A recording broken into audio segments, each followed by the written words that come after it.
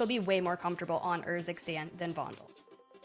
All right, well, guess what? Looks like we have gameplay ready. It's here we are, map number 6. So Tiff, we'll see you on the other side. That sounded way worse than I wanted it to be. You're still going to be here with us. So You're alarmed. not going She's like, anywhere. is something is something about to happen? No, don't worry. Tiff gets to stretch her legs, take a little bit of a break as Dandro and I jump into map 6 of 8 in the first portion of the $75,000 Sadie Hawkins 2024 kickoff tournament. And right away, we're going to take a look at the winners of map 5. That is Holly's team, and already they have a bounty on none other than Scummin. Ooh, I know there was a little bit of chatter going on in the Discord general chat. Scummin saying, Trey, I killed you 7 times. How did you win? And it just goes to show you, guess what? You don't have to always, be able to stay alive the entire map to be able to come out on top. So hopefully they can kind of go back to back here. I know they would both love that extra 1,000. Trey's been playing a lot of poker recently, I know, and has been having a fun time with that. Holly, of course, she's got DB3 to feed, and that ain't cheap. So she obviously needs that extra $1,000 in her back pocket. Well, look, and at the end of the day, it's also a really big momentum boost, especially if you've had a slow start, you've been struggling, maybe RNG just hasn't been going your way, and you can get that map win. That puts so much wind in your sails and gets you back into a better headspace to really push those final maps. You have guaranteed cash in your pocket. You're now very close to getting into the top 16, but Smixy unfortunately thinks she's safe. Certainly not the case, as she is gunned down after popping that UAV. Swing over, Careless Kitty, and it does look like Tommy, so I'm not sure. There doesn't say team wipe, so I don't know if we're looking potentially for Brittany on the stairs, but that is an early exit for Tom. No, that's actually, I believe, Shifty on the stairs, taking down running. Aydan. I'm off the scene. Goodbye. Okay, well, they tried. They The did scene their in a best different there. sense. Yeah, and look at that. Okay, well, you're seeing Shifty is in the kill feed. Also, so Allie's up here as well. There's so much going on up on top of this castle on this roof. I know this is an area a lot of people like to kind of try and play a regain at, especially in Resurgence. You got a number of crates up here, but there are just too many teams who are trying to fight it out up here, and it is just an absolute bloodbath. This feels like a horror game at this point. You see Allie was like, I don't know if I want to go down this staircase. I don't know who's going to be down there, and I am scared to find out. But unfortunately, it was Aydan's team, Careless Kitty, who got the short end of the stick. They were the 30th, the first team to be fully wiped, as we swing over to Selly alongside Shifty. They are 3 points from breaking triple digits, and the scoreline sitting at 97, sitting at first, and it's going to be the fight that comes in. Merc by a skirt taken down, no problem. Selly plates up, barely a sliver of health lost. First elimination on the board. Pretty good start to their map. Finding these guns is definitely huge to be able to have, obviously this early on. You can see we have a ton of people still up, and I got to imagine this is like when they kind of are able to find these early weapons and start just kind of pushing on the map. These are the maps that they start performing well, right? It's really easy to get kind of put in the blender on Resurgence, where like you're just going down, you come back, you're trying to grab some guns, but you want to go fight, you want to be able to take it, and you're just not able to get there. So hopefully they're able to use that to kind of get things going. Shifty did get taken out right before we cut back over, so an unfortunate timing on that, but you got to imagine Shifty will be coming right back in. Resurgence cooldown very low. They're looking to get mixy. We're spectating what is happening with Huskerrs right now. Does spot someone on the rooftops, and you said it, just endless action throughout these rooftops to start off map 6. Maybe we'll take a bit of a breather down by the water with Kaylee. Unrational getting peppered, not maybe feeling the best, at least plate-wise, but it's one of the reasons Tempered is so nice. Will help you get plated up in half the time. And maybe content for them to just loot for the time being. They didn't have any eliminations, but here's a face we haven't seen too much of, but we know how good she is. Uncivil Queen with 1 elimination, and I believe, if I want to check here, Dander, they are sitting in 8th place, so right in the middle of the pack in terms of placement, but feeling good about qualifying. Yeah, this is kind of one of those squads that I think when we kind of talk about our question that was a little bit earlier, right, of who's going to kind of level up in the 2v2, this is one that 100% their stock immediately rises, right? You got Skullface and Uncivil Queen. Like, when you go from playing in a customs lobby like this with some very talented players who can just absolutely roast a map the fastest in pubs, like, Skullface and Uncivil Queen are going to be two that you absolutely want to watch out for. And, like, sure, they might finish today in the middle of the pack, but you can't count them out, especially on something like a big map. So if they just keep up doing what they're doing, I'm excited. I have no, kind of doubt in my mind that they will qualify. I think for them, it's them just kind of figuring out, obviously Skullface wants to take home that $1,000, right? The guy is the cash king, of course, of Warzone sort of 3 and Warzone Urzikstan. So wants to continue that reign, wants to continue that dominance, but obviously they'd love to have that better seed.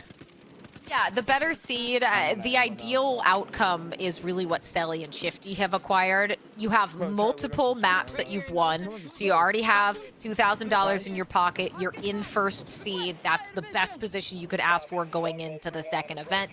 Everyone else trying to put themselves in a good position. Nice use with those streaks, does get that down. We'll see if they can convert it. Just trying to play watch over the corner. Does tag the blue, but no break to be found. And that's one of the frustrating things about getting it down that far away as the elimination finally comes in, that it gives them a lot of time to find an angle you simply can't shoot them from. But unfortunately, not the case, as Uncivil will be able to net her second elimination. Definitely feeling good. You can hear the comms kind of coming out between the two of them. It's feeling great. They're kind of, I think, sort of finding themselves. That was Angelica that they did take down. So Robstar trying to stay up. That is, of course, your current second place team that they did just take out. So that would be a little bit of a not great start for them in map number 6 if they do get eliminated so quickly. But they got the points to play with, so hopefully they can keep it on going. Sitting up on top of these rooftops, trying to hold and maybe gatekeep a couple more people coming into this broken chapel. Maybe they can find some players that are flying on in. But on the other side, here we go. This is a squad we wanted to see. Katie, Queen Loves Cakes, and Clutch Belt. They try and go in and fly out. Well, they're going to be able to find a number. Well, look who it is in the kill feed. That's Shifty and Selly they just took out. Clutch Belt.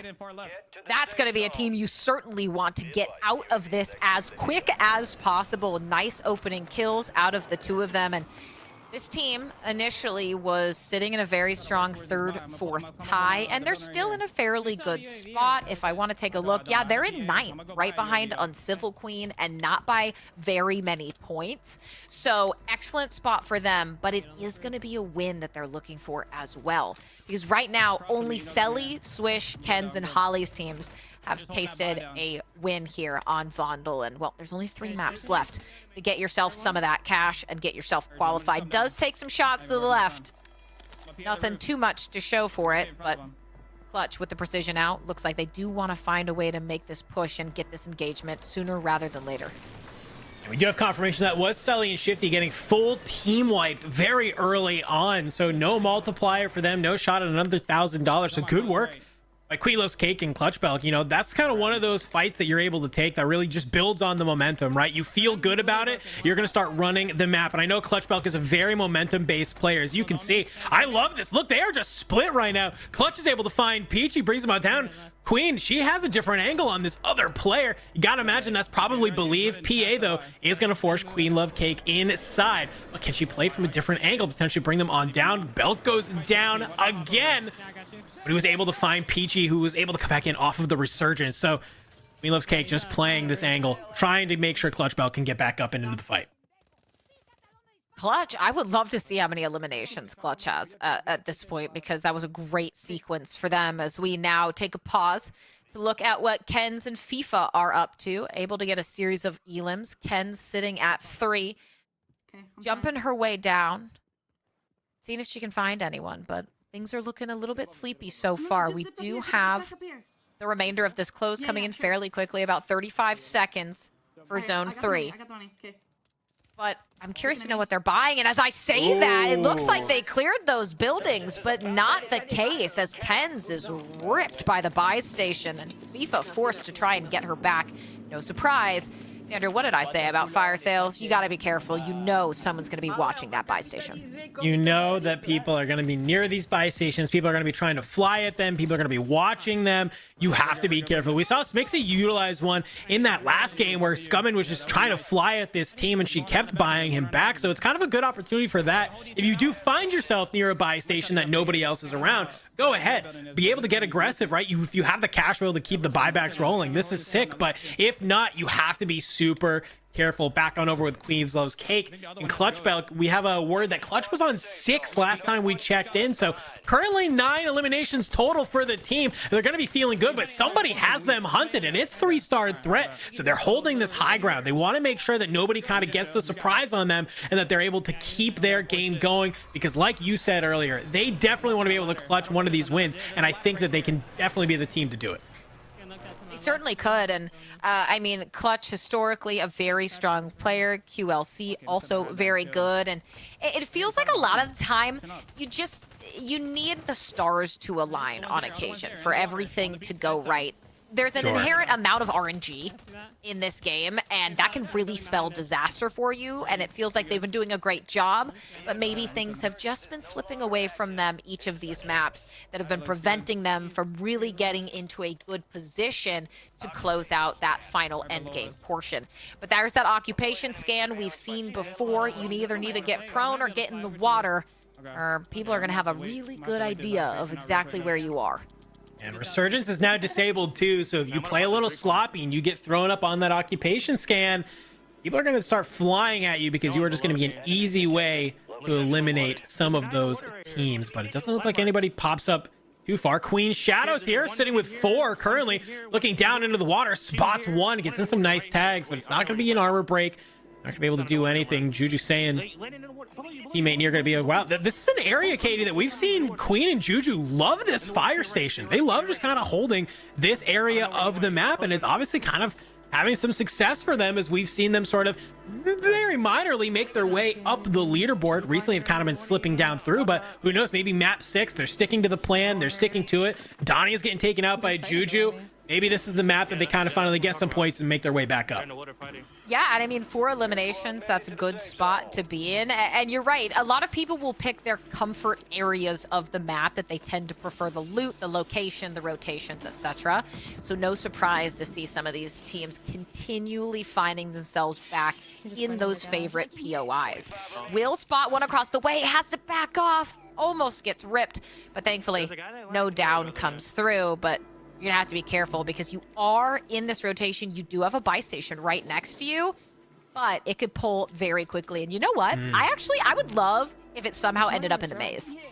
I would love that too. I think that would be pretty insane. I mean, you can just kind of jump up on top of the maze, so it's like not nearly as cool as I'd like it to be, but you know, it's fine. Smixy is coming though. Hold up. Enough about the maze. Enough about the labyrinth. We need to talk about them trying to stay alive, because it's a PA from Sunday that takes Scummin on down, leaving Smixy the only one left alive here. Only has $1,000 in the back pocket. So even if she did try and make some sort of gas play out into that mobile buy that you can see close by, it really, she wouldn't be able to do it, right? It's all up to her now. 4 eliminations, but we're only in the 13 teams left. So there's a little bit of a multiplier, but not anything crazy, as Merc by his skirt gonna get taken out.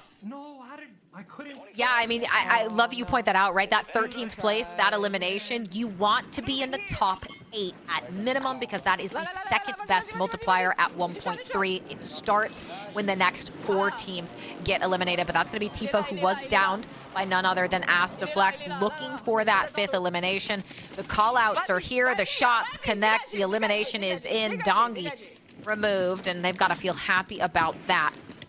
We'll see if they can find one more. A couple of these little picks on edge of zone that you love. You just feel really confident when you're able to get them, right? Some people think it's about flying at teams. It's a lot about just positioning in these moments, right? And obviously this is seemingly working out for them. They're able to just kind of peek their head out. They're playing from 2 different elevations. If you're getting shot, it's like pretty hard to realize where you're getting kind of tagged up from. So I love this. They're kind of maneuvering in and out, up and down, just kind of trying to take their couple different areas. They're close to edge of zone as well.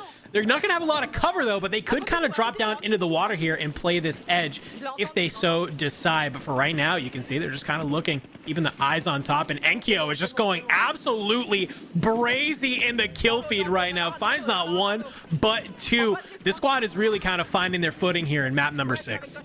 Dandro, for a boomer, could you explain what brazy means? You're just going crazy, you know? It's just you've never heard that?